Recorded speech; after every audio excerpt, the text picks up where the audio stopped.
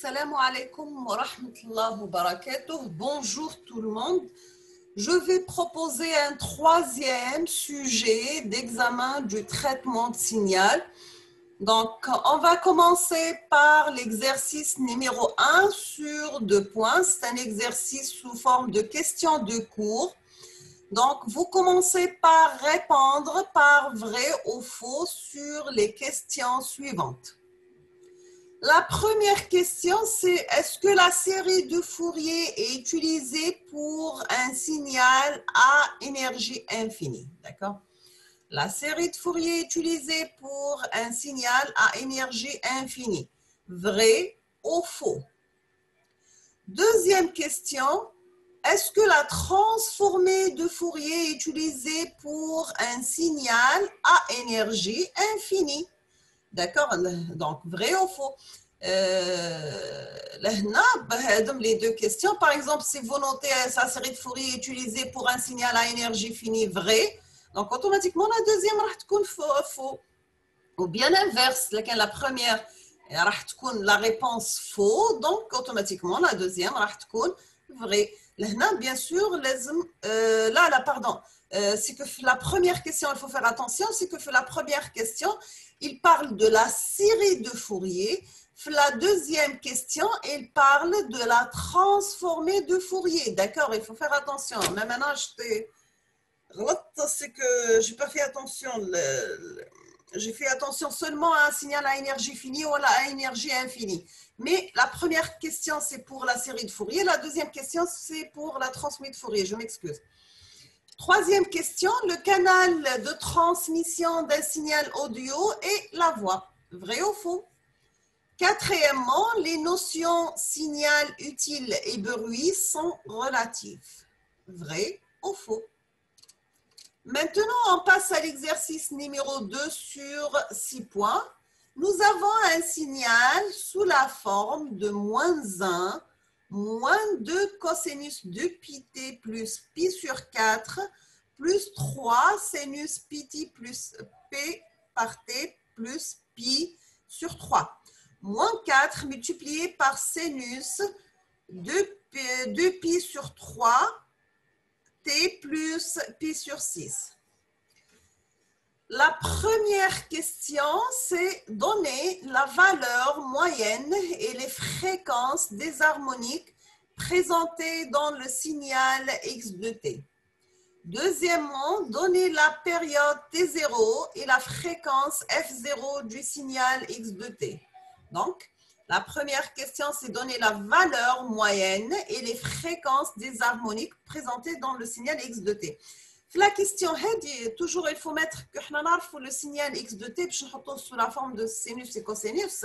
Donc, normalement, c'est A0 sur 2 plus la somme des AN cosinus n oméga t plus la somme des BN sinus n oméga t.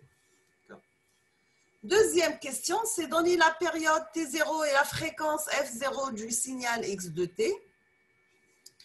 Troisième question, c'est réécrire x de t sous la forme de cosinus, sachant que x de t est égal à grand A0 plus la somme de k varie من 1 حتى l'infini de AK cosinus de pi k F0t plus phi k.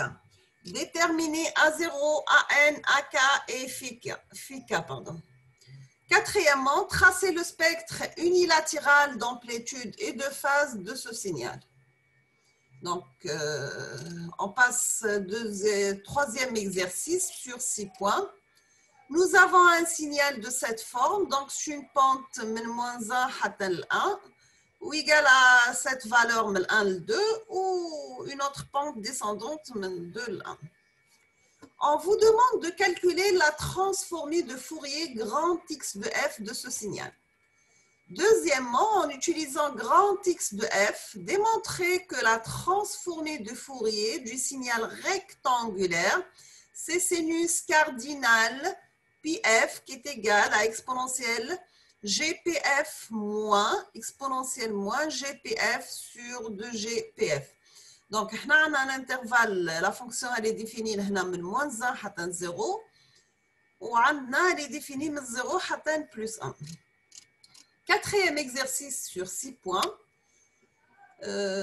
Soit le signal suivant, donc nous avons un signal x de t de cette forme, donc il est égal à 1 entre moins 1, moins 2,5 et moins 1,5, est égal à moins 1 entre moins 1,5 et 0,5, est égal à plus 1 entre moins 0,5 et plus 0,5, est égal à moins 1 entre 0,5 et 1,5, est égal à 1 entre 1,5 et 2,5, est égal à moins 1 entre 2,5 et 3,5, etc., etc.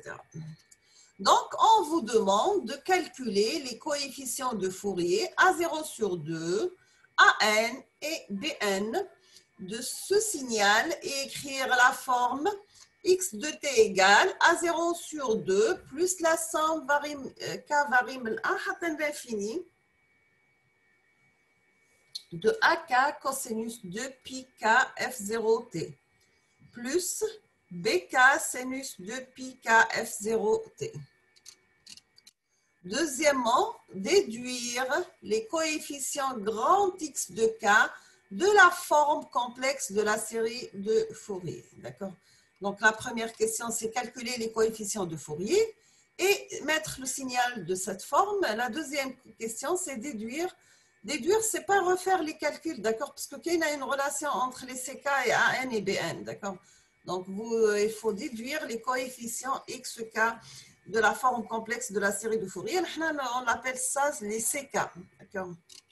Donc, je vous remercie, je vous souhaite bon courage, bonne chance et à la prochaine vidéo, Inch'Allah. Et n'hésitez pas si vous avez des questions. Merci. À la prochaine.